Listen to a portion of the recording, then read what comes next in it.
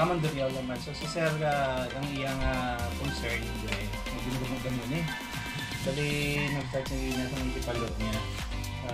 Antipalo niya may weeks na, no? Oo, 2 months na. Pero may ano pa daw siya, may discomfort pa or may pain pa daw sa tuhod, ganun din.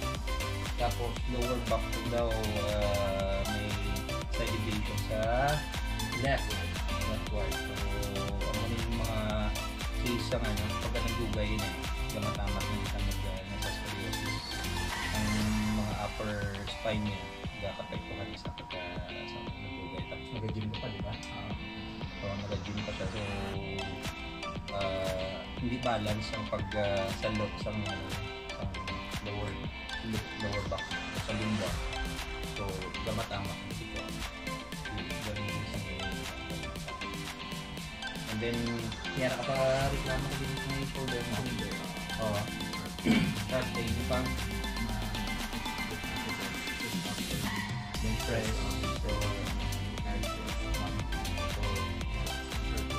1, 2, 3, 4. Sige. Ano pagid? Wala na. Ay, oo, mayroon pagid sa medyo pagid. Oo. Pakita ko sila. Bakit ako kasi mo? Yun na nga. Close. Na may tipo kamay mo. So, green mo ang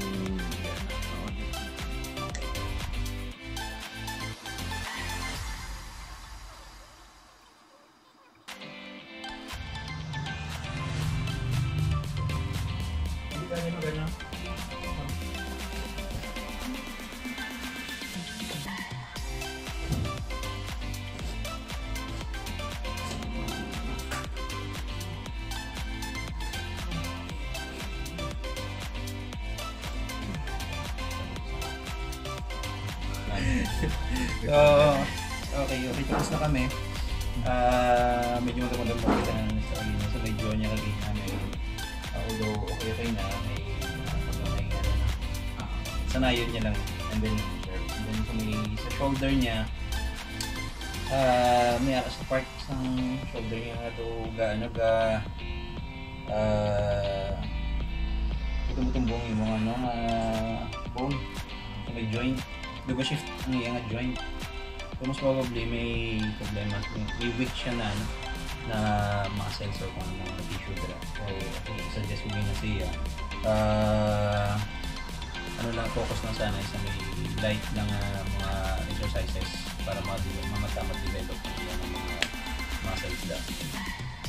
Lower back.